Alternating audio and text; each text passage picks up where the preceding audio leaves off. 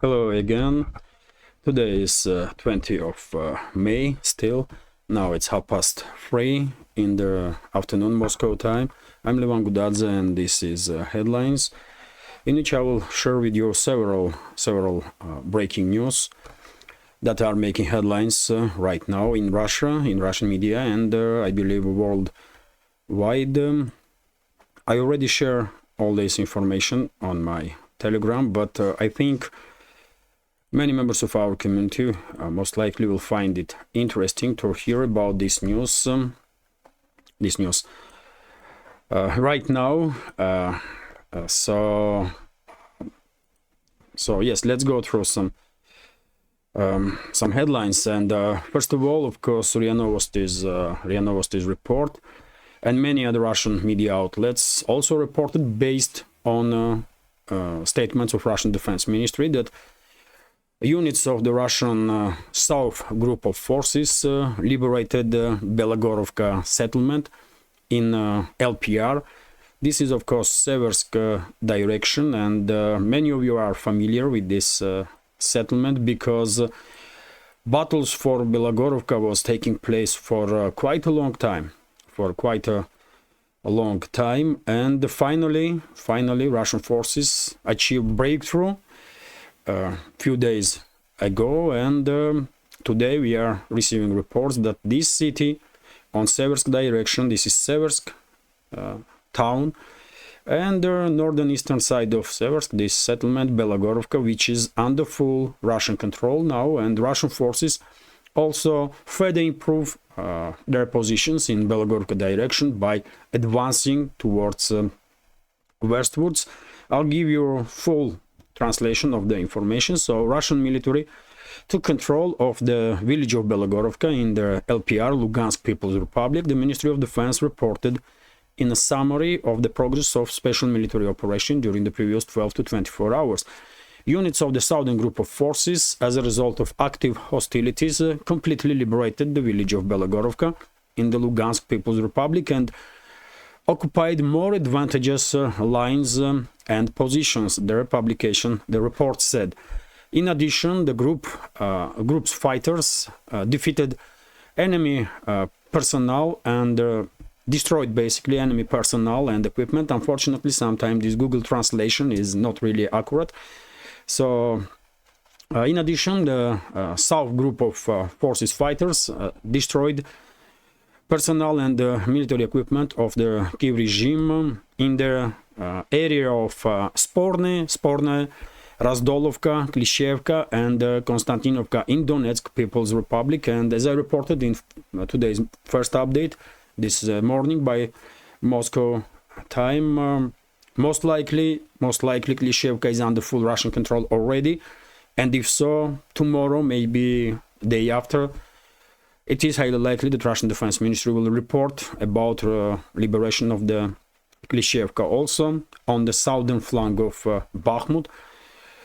And well, in just past 24 hours, according to Russian Defense Ministry, Kiev regime has lost more than 340 military personnel on this sector of the front line alone, including, and it's not just military personnel, but Kiev regime also lost 3 tanks and also some vehicles, armored vehicles, 2 D-30 howitzers, 1 L-119 howitzer, also M119 gun, and Bukovel AD electronic warfare station. So yes, that's a reporting of Russian Defense Ministry. Bilohorivka is under full Russian control, this settlement, and this is big deal, of course, on the line of contact, because I guess Russian forces now will further intensify their local scale offensive operations towards Seversk. And as I reported, by the way, after Russian forces established full control over their Avdiivka,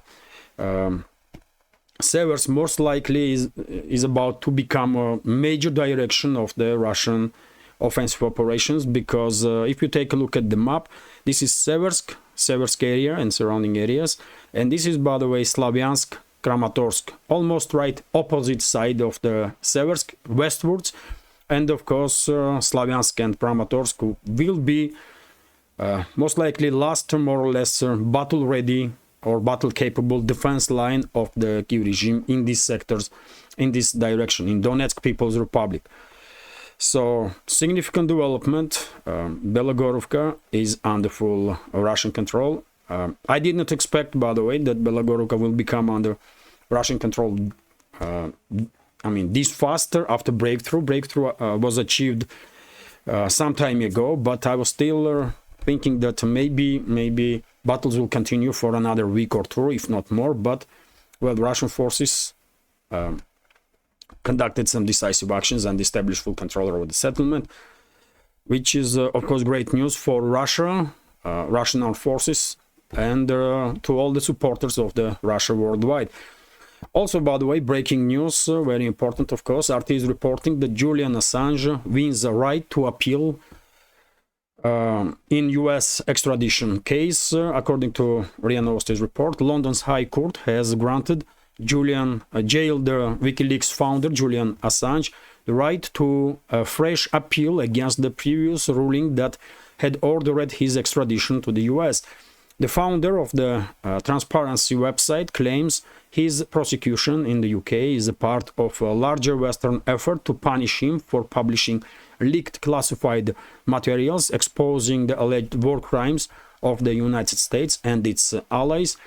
If handed over to the US, he would likely be kept in isolation for the rest of his life. His supporters are, fearing. And most likely that would be the case, although recently, by the way, there were some reports that maybe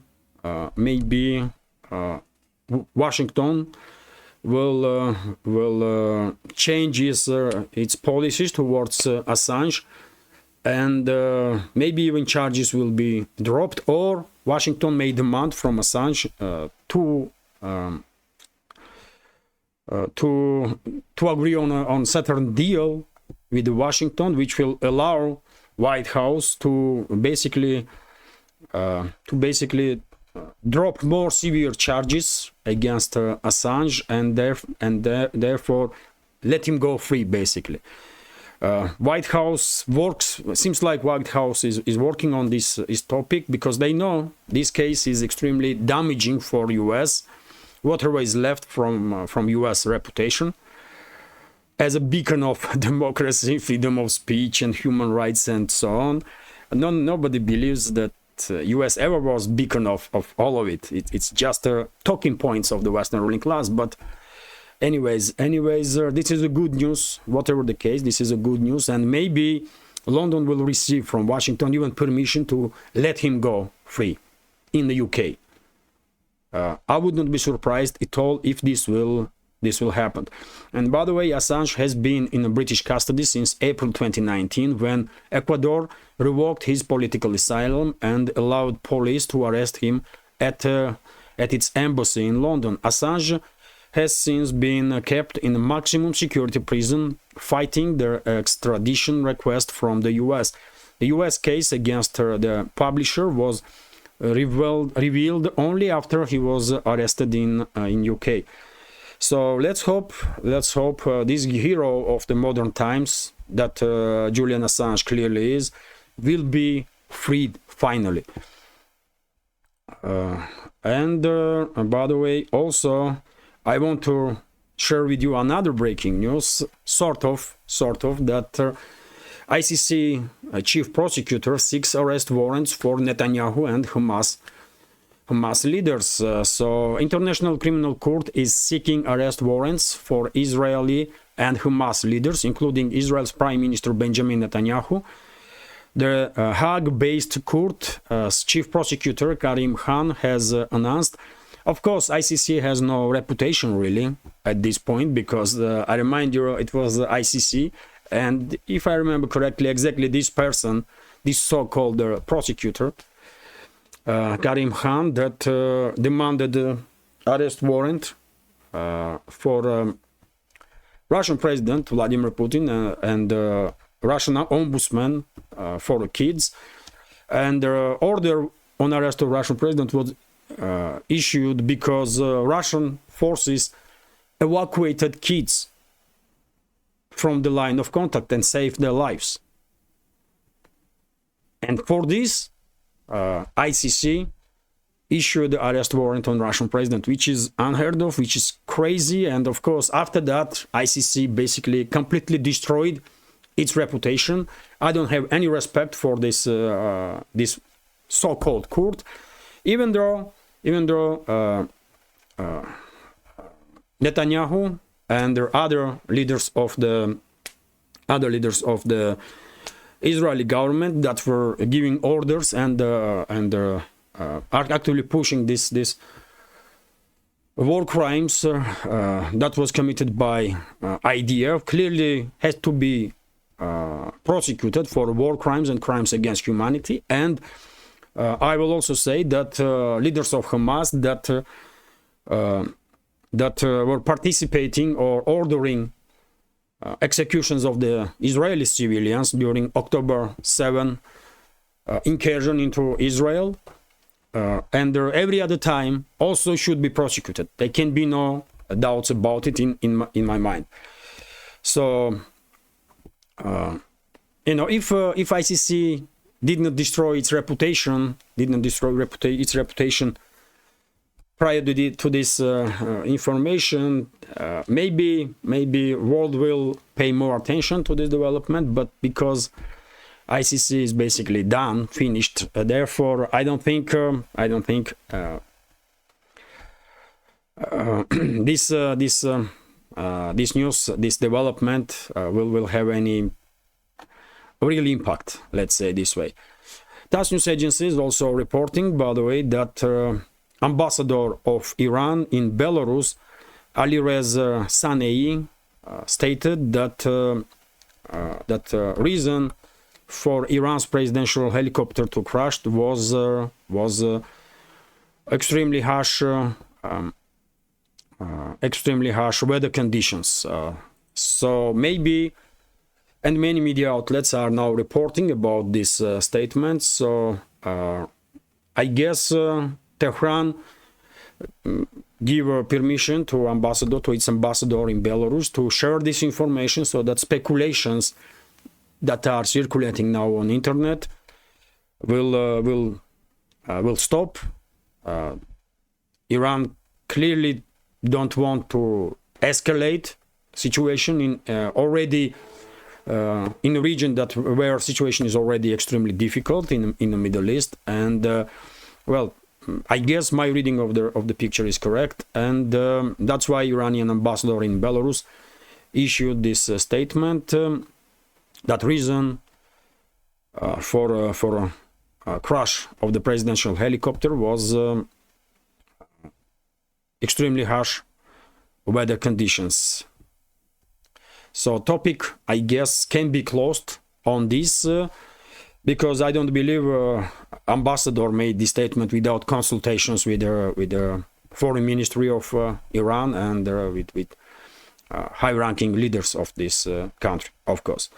So this is it, dear friend. This is it. I wanted to share these informations with you, and also I will just add that former Russian president and current deputy chairman of the Security Council here in Russia, Dmitry Medvedev, made quite strong statements today, interesting statements, I will say, and I will share with you his statements also. So Zelensky did not prolong but usurp the power in Ukraine. So he is a usurpator now. Zelensky was afraid of competition in the elections with Zaluzhny or Poroshenko.